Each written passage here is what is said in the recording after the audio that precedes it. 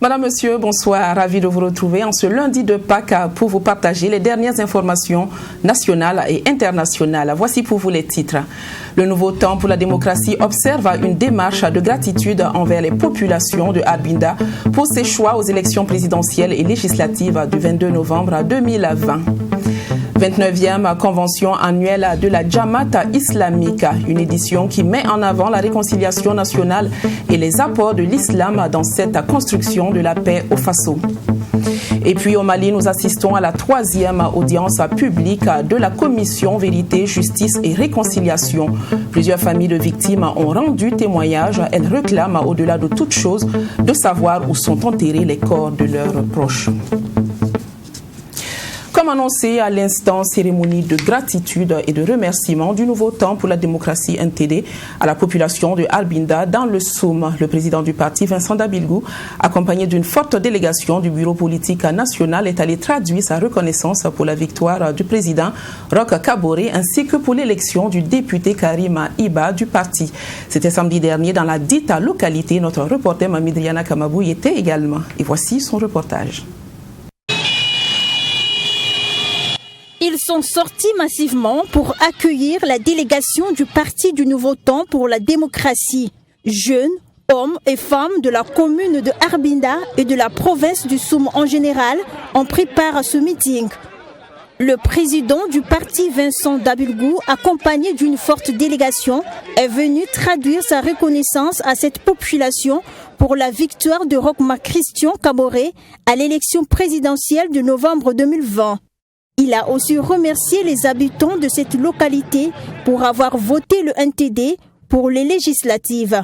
Nous sommes venus ce soir pour dire merci. Merci d'abord parce que ces populations ont cru au président Roch Christian Kaboré. Parce qu'ils ont véritablement et massivement voté le président Roch Christian Kaboré. Mais ici également, ils nous ont permis d'avoir un député pour l'Assemblée nationale. Et c'était important pour nous de montrer aux populations que malgré les difficultés, nous sommes prêts à venir dire merci. Le président du NTD, Vincent Dabilgou, a, au cours de cette cérémonie, rassuré la population de la province du Soum sur la question sécuritaire. Il a ajouté également que le président du Faso travaille pour rétablir la paix dans cette partie du Burkina Faso en proie aux attaques terroristes. Parce que le président Roch Christian Kaboré a fait un travail, c'est vrai ici, la sécurité n'est pas encore au parfait, mais nous savons que nous pouvons arriver et nous sommes arrivés. Et donc vous voyez la mobilisation, nous sommes satisfaits.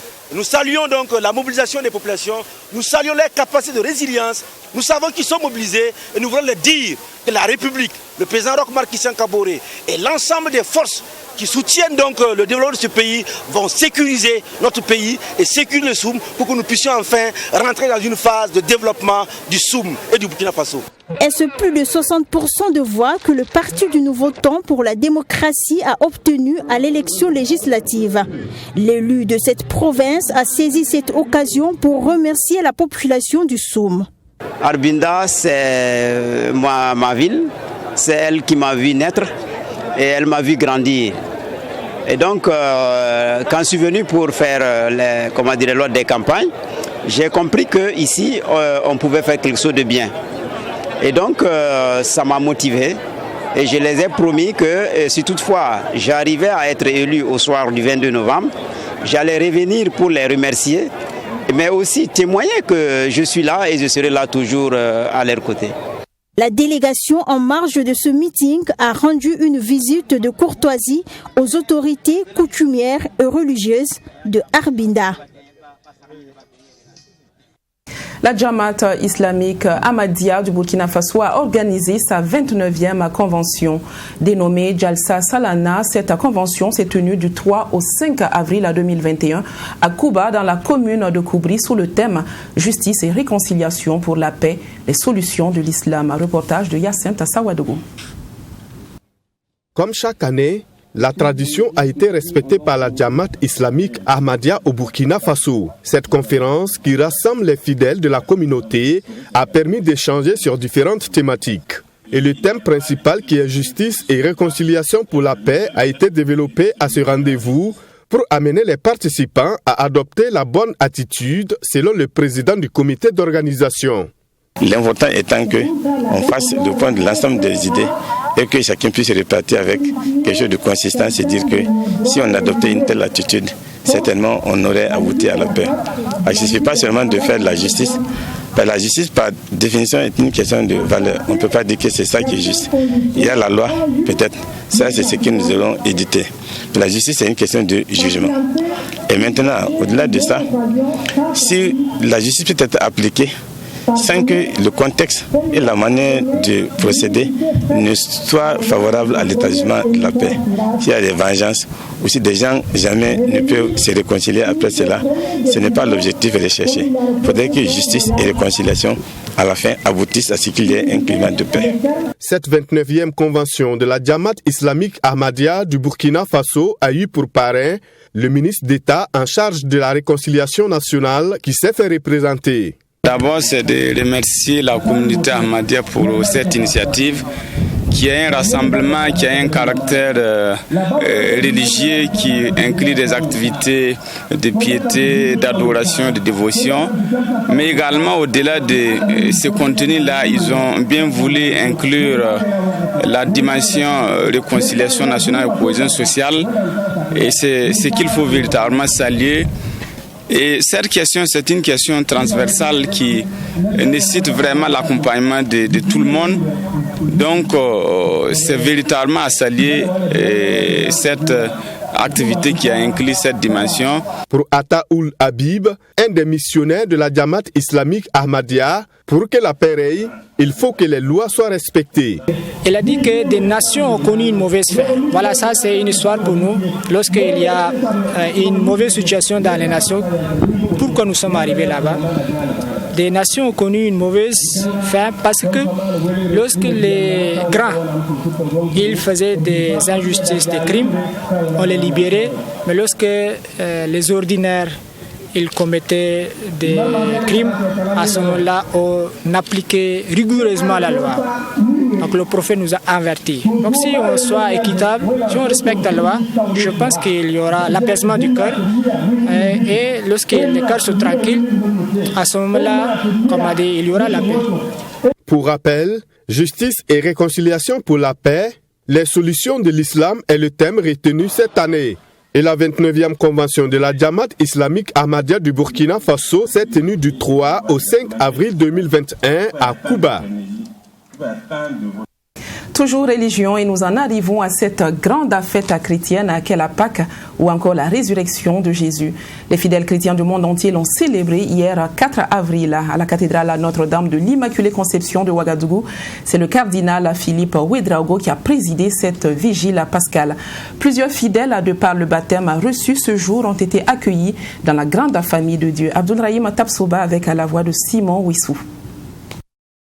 La mère de toutes les veillées chrétiennes, la veillée pascale a été célébrée à la cathédrale Notre-Dame de l'Immaculée Conception de Ouagadougou, comme de coutume. Et plusieurs fidèles sortis nombreux ont commémoré la liturgie chrétienne la plus significative de l'année autour du cardinal Philippe Ouédraogo. Il est juste bon de te glorifier, Seigneur, en tout temps. Une grande joie pour lui de célébrer la résurrection du Christ autour de ses fidèles, ce qui n'a pas été possible l'année dernière à cause de la maladie à coronavirus. Vraiment, c'est une action de grâce. L'année dernière, nous avons célébré Pâques dans nos familles en raison du coronavirus. Dieu merci, cette année, nous voilà réunis dans nos églises. Et en cette vigile pascale, le cardinal, dans son homélie, a par ailleurs invité les fidèles à mettre la famille au cœur de cette célébration. J'ai beaucoup insisté sur la protection de la vie. C'est fondamental. Et cette année, le pape a voulu que nous mettions au cœur de la vie de l'Église et au cœur de la société, la famille. Car, comme dit le pape Jean-Paul II, la famille, c'est l'avenir de la cité, de la société, c'est l'avenir de l'Église. Et si nous détruisons l'Église, nous détruisons la famille, nous démolissons non seulement l'Église, mais le monde entier. Pâques, c'est aussi le fondement de la foi chrétienne, la victoire du Christ sur la mort. Et en cette célébration, environ une centaine de fidèles ont reçu leur consacrement de l'initiation chrétienne, à savoir le baptême, la confirmation et l'Eucharistie. Les fidèles ont également renouvelé leurs promesses baptismales. Et tous émettent le vœu dans Burkina Faso de paix. C'est la paix, la santé, la joie pour notre pays. La paix pour tout le monde, tous les fidèles et non fidèles et tous les Burkinabés. La paix dans le cœur des hommes, l'amour et la fraternité. Voilà, que cette Pâques nous rapproche de tout le monde et que ceux qui nous terrorisent changent leur cœur. Cette veillée pascale a connu la présence de la ministre de la Femme et de la Solidarité nationale, ainsi que le ministre des Sports et des Loisirs. Le cardinal n'a pas manqué de s'insurger contre les idéologies et politiques qui réduisent l'engendrement de la vie humaine, à savoir les méthodes contraceptives, l'avortement, l'euthanasie, que le cardinal a qualifié de la culture de la mort. Au cardinal d'ajouter que les familles chrétiennes doivent se rebeller contre l'impérialisme de ces lobbies qui prônent et veulent imposer le mariage homosexuel et le libertinage sexuel. Après Ouagadougou, nous voici à Abidjan, en Côte d'Ivoire, pour vous faire vivre l'ambiance festive de la solennité de la résurrection du Christ. L'homélie du Père célébrant, révérend Joseph Abraham Mobio de la paroisse Saint-Pierre et Saint-Paul d'Aoukro, a été axée sur le constat chaotique de la situation du monde. L'homme de Dieu appelle à l'humanité à la réalisation de sa propre Pâque. Correspondance de Yamba Kabri. Le Christ est ressuscité d'entre les morts après les épreuves de la trahison, du calvaire de Golgotha et de la descente aux enfers dans les ténèbres du tombeau pour nous apporter la lumière. L'homélie du Père célébrant révérend Joseph Abraham Mobio de la paroisse Saint-Pierre et Saint-Paul de Daoukro a été axé sur le constat chaotique de la situation du monde en appelant l'humanité à la réalisation de sa propre Pâque. Avant d'arriver à Pâques, nous sommes passés par le vendredi saint. Et le vendredi saint nous révèle beaucoup de choses. Malheureusement, beaucoup ne veulent pas passer par vendredi saint, mais veulent sauter et entrer dans Pâques. L'humanité qui aujourd'hui va à une perdition, on ne sait même pas où on va, où l'on met encore son intelligence au service du mal. L'homme a désobéi et a même désobéi et a atteint un niveau plus bas que celui même des animaux. Il appelle chacun à marcher sur les pas du ressuscité par la transformation qualitative intérieure. Alors, dans notre Côte d'Ivoire, par exemple, nous pouvons aussi parler de ce passage. Que chaque habitant puisse réfléchir, aller dans la profondeur de sa tombe, cette tombe peut-être de haine, cette tombe de rancune, cette tombe également d'injustice, cette tombe de corruption, et se laisser aussi remplir de la force de la résurrection.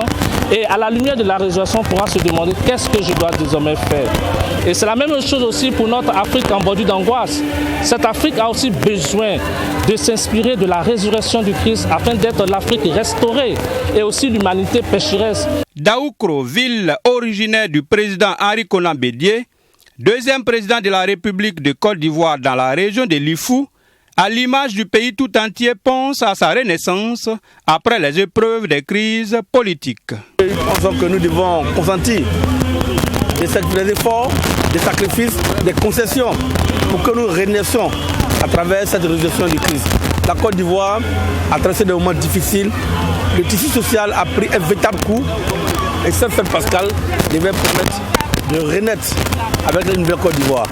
La Miss et sa dauphine du Festival international de la culture et des arts de Daoukro FICAD, une initiative du député Olivier Akoto, propose la fraternité dans sa forme africaine par l'entretien des alliances interethniques pour éviter les crises politiques et communautaires.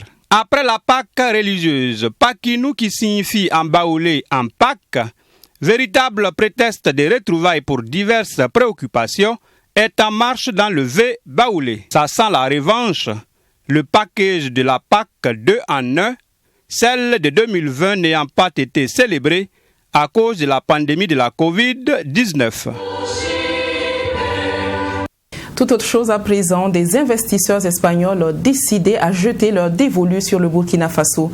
Un dévolu qui se traduit par un investissement dans le domaine de l'automobile, notamment dans la fabrication de pièces détachées. Les initiateurs du projet ont présenté leur idée au ministre du Transport et de l'Économie, ainsi qu'au maire de Ouagadougou, Chérif Yanogo, avec la voix de Fatimata Nikiema. Ils sont investisseurs espagnols et ambitionnent investir au pays des hommes intègres. Leur domaine d'intervention, le secteur de l'automobile, notamment la fabrication de pièces détachées. Selon les porteurs du projet, le travail consistera à récupérer les vieilles voitures abandonnées dont les pièces sont défectueuses pour leur redonner une seconde vie et les revendre à des prix abordables au profit des Burkinabés. Les premières, c'est la disponibilité des pièces détachées pour les voitures et les motos à des prix très abordables. Et après, il y a un deuxième volet qui est la gestion environnementale de ces déchets. Cette partie qui ne peut plus s'utiliser dans les voitures existantes. Ce nouveau projet aura un fort impact économique et environnemental selon ses initiateurs. Il va par ricochet redynamiser le secteur des transports et offrir des emplois aux Burkinabés. Et ce sont plus de 5 000 emplois directs qui sont attendus avec cet investissement. La récolte de voitures, de véhicules qui sont en ville, qui sont abandonnés, de sorte que personne ne disent des voitures cadavres qui sont existantes dans la ville. Donc, en quelque sorte, c'est un écosystème industriel qui permet d'avoir des pièces détachées à des prix abordables et offrir une solution. Selon ces derniers, le choix du Burkina Faso n'est pas fortuit. C'est un choix qui s'explique par la position stratégique qu'est celle du Burkina Faso dans la sous-région. Toutes les marques de véhicules seront concernées par ce projet. Il prend également en compte l'aménagement d'espace pour en faire des parkings dans l'optique d'apporter une solution au problème de stationnement dans la capitale burkinabé. L'association Satori Moana tire la sonnette d'alarme pour un changement de mentalité des populations face à l'autisme. Célébré le 2 avril de chaque année, l'autisme est une maladie peu connue chez nous. Satori Moana, dont le cheval de bataille est une meilleure prise en charge et l'inclusion des personnes présentant un trouble du mal, demande au gouvernement burkinabé de redoubler d'efforts dans ce sens. Cette requête a été formulée lors de son atelier tenu ce 2 avril à Ouagadougou. Cette journée de sensibilisation, selon Karine Dayanda, la fondatrice de l'association Satori Moana, veut attirer l'attention de tous les acteurs sur la question de l'autisme qui touche beaucoup d'enfants au Burkina Faso. Karine Dayanda tire également la sonnette d'alarme pour un changement de mentalité des populations face à cette pathologie.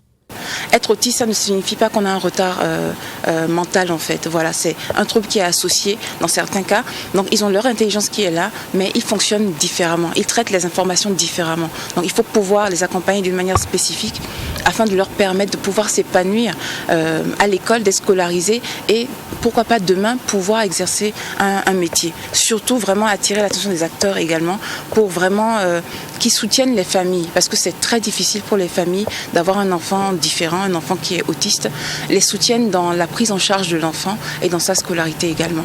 Et pour accompagner les parents dans la prise en charge de leurs enfants atteints d'autisme, une table ronde a été organisée. Ce fut un cadre de partage et d'expérience. Je me suis vraiment impliquée, même avec son père, on était très très impliqués. On a essayé de le sociabiliser le plus possible. J'ai fait beaucoup de recherches sur Internet pour essayer déjà de comprendre ce que c'était que l'autisme, si on pouvait s'en sortir et qu'est-ce qu'il fallait faire pour améliorer au quotidien sa vie sociale, le faire interagir avec les autres. Donc c'était et c'est toujours une très grande lutte, mais on lâche rien. Selon les statistiques de l'OMS, l'autisme touche une personne sur 160 dans le monde et 4 fois plus le garçon que les filles.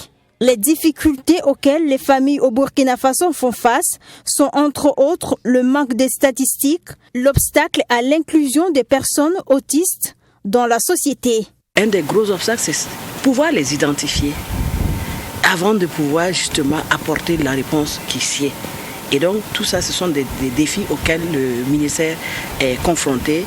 Il en est conscient et progressivement, on est en train de mettre les moyens pour cela. Et en plus de ces difficultés, il y a aussi le manque de formation des enseignants et des parents en la matière, la non prise en compte des enfants autistes dans le programme académique et scolaire, a laissé entendre la fondatrice des Satori Moana. Elle demande donc au gouvernement de redoubler d'efforts pour une meilleure inclusion sociale des enfants autistes au Burkina Faso. Une fois n'est pas coutume, célébrer la journée internationale de la femme un jour autre que le 8 mars est chose plutôt courante au Burkina Faso. L'association des femmes unies et solidaires des cités de Basenko a commémoré cette journée qui honore la femme le samedi 3 avril. Diverses activités ont nourri ces 24 heures avec une belle opportunité pour les organisatrices de formuler leurs doléances aux différents responsables de la cité présents à cette fête. Chérifa Yanogo avec à la voix de Abdoul Rahim. C'est sous le thème autonomisation financière de la femme à travers le e-commerce cas de la cité de Basenko que les femmes de l'association des femmes unies et solidaires des cités de Basenko a célébré sa journée internationale des droits de la femme en différé. Ce fut pour elles une occasion de communion avec les autorités de la cité, mais également de poser certaines préoccupations que vivent les femmes de la cité. Les femmes sont là, elles n'ont pas de cadre de formation, elles sont sans marché, elles n'ont pas en tout cas accès à beaucoup de choses dans la vie. Et ensemble, c'est ensemble dans la main que nous pouvons améliorer nos conditions de vie à travers des activités que nous menons, des activités de sensibilisation, des activités de formation et des activités d'échange de communication, etc. Sur beaucoup de terrain. Plusieurs activités, à savoir Question pour un champion pour les tout-petits, une compétition d'art culinaire dénommée la Spatule d'or qui a mis en compétition 5 candidates. Elles ont toutes présenté des mets locaux. Pour le patron de la cérémonie, cette commémoration est une bonne chose car elle permet de prôner la cohésion sociale. Au-delà de cette activité festive, il y a une cohésion sociale qui est prônée dans cette cérémonie. C'est pour cela que nous avons marqué notre apport en acceptant l'accompagner de la présente cérémonie. Il marque l'attachement que les différentes associations ont de cette cité. Également, nous aussi en tant que conseillers de cet arrondissement, l'attachement que nous avons pour la cité. Des prestations d'artistes et démonstrations d'acrobates, tout a été fait pour mettre à l'honneur l'autre moitié du ciel. Et pour joindre l'utile à l'agréable, les participants aux différents jeux et concours sont répartis avec de nombreux lots. Ce fut également le cas des tout-petits qui ont reçu comme cadeau des fournitures scolaires. C'est cette visite de stand d'exposition qui marque le clou de cette cérémonie. L'association des femmes unies et solidaires des cités de Basenko, initiatrice de la présente cérémonie, existe depuis 2015 et se donne pour mission première la promotion du bon voisinage. La pauvreté a un visage féminin, dit-on. L'association Hope for Burkina's Youth, qui œuvre pour le bien-être des femmes et des enfants en difficulté, tente d'y remédier. Le 31 mars à Kaya, dans la province du San Matenga, l'association a procédé à la remise d'enveloppes financières à quelques femmes. Cette perche devra permettre aux bénéficiaires d'entreprendre des activités génératrices de revenus et sortir un peu de la précarité. En rappel, Kaya est une partie du Burkina où l'on retrouve de nombreux déplacés victimes de différentes attaques terroristes. Yacinthe Sawadogo. Chacune des 10 femmes a reçu la somme de 50 000 francs CFA. Et cela dans l'optique de permettre à ces femmes en difficulté de la ville de Kaya de pérenniser leurs activités. Et selon le président de l'association Hope for Burkina's Youth, initiatrice de cette activité de solidarité, ces femmes ont d'abord bénéficié d'une formation qui leur permettront de mieux utiliser cet argent. L'association HB, qui est l'association Hope for Burkina's Youth, qui a pour mission d'accompagner les enfants en difficulté, aujourd'hui a initié un nouveau programme à l'endroit des mères en difficulté, des mères vulnérables, pour que nous puissions, à travers cette action, soutenir les enfants à bas âge que ces mères également entretiennent. Il s'agit d'activités génératrices de revenus qui consistent à leur donner des crédits pour faire du petit commerce. Et à cet effet, nous avons, avec les structures au niveau local, accompagné ces dames avec une formation sur comment gérer, comment mener une activité génératrice de revenus. En plus du soutien financier apporté à ces femmes, l'association a mis en place un centre qui reçoit les enfants en difficulté. À en croire le président, ces enfants sont accompagnés dans divers plans. On a pu mettre en place ce centre qui est un internat pour les enfants dans une situation très difficile et nous avons reçu depuis lors des enfants qui sont référés par l'action sociale que nous gérons entièrement au niveau du centre sur le plan alimentaire, sur le plan sanitaire et tout, en tout cas le plan scolaire et tout, nous prenons en charge ces enfants. Également nous avons des enfants en externat que nous accompagnons dans les familles d'accueil également. Nous avons soutenu sur le plan alimentaire beaucoup d'enfants en externat dans les familles d'accueil et également des familles vulnérables au niveau de la province ici. Nous avons au sein de ce centre une bibliothèque pour faciliter en tout cas les études des enfants, un centre d'apprentissage d'anglais. Nous avons un centre multimédia pour l'initiation à l'outil informatique. Créé en 2010, l'association Upofo Burkina HB compte, avec l'aide de ses partenaires, toucher le plus grand nombre de femmes dans le besoin dans la province du San Matenga et partant celle de la région du Centre-Nord. Le buffet Zama, c'est un nouveau concept auquel vous devriez vous habituer. Initié par le RAN Hotel à Somkieta ce 4 avril, cette activité, comme son nom l'indique, est un buffet qui met en exergue les mets locaux. Mais pas que cela, c'est également un espace de rencontre pour les hommes d'affaires. Les responsables de l'hôtel implanté à Ouagadougou espèrent ainsi relancer leur activité fortement perturbée par le Covid-19. Abdoulaye Magnini. Buffet Zama, un concept développé par les responsables de RAN Hotel Somkieta pour attirer la clientèle. Ce nouveau cadre vise plusieurs objectifs. Il s'agit non seulement de faire la promotion des mets locaux, mais aussi de permettre au complexe hôtelier d'être plus résilient face à une pandémie de coronavirus qui impacte négativement. C'est pour se résilier, donc c'est pour permettre à ce que tous les réceptifs hôteliers aujourd'hui puissent reprendre en activité. Parce que nous avons été bloqués par ce qu'on appelle les crises donc sanitaires et sécuritaires. Et donc pour faire face à ces crises, il faut un concept qui pourra permettre à ce que toute la population, quelle que soit où elle vit, que ce soit Bobo, que ce soit Ouaguia, que ce soit Dori, que ces populations puissent se déplacer pour venir à Ouagadougou, ce qui va constituer ce qu'on appelle le développement du tourisme interne. Pour le directeur d'exploitation, il s'agit aussi d'offrir un cadre de rencontre et de partage aux populations à un coût réduit. Selon lui, les prix ont été révisés et sont à la portée de tous. Ce buffet, il est composé de plusieurs mets, donc les mets locaux et les mets occidentaux. Avec ce buffet, vous avez l'avantage de fréquenter les hôtels et de dépenser moins. Dépenser moins signifie que vous avez l'habitude de trouver des buffets qui coûtent environ 25 000. Le plus petit prix dans les hôtels, c'est 18 000. Mais nous faisons ce buffet à 10 000 francs pour permettre à tous les Burkinabés de profiter.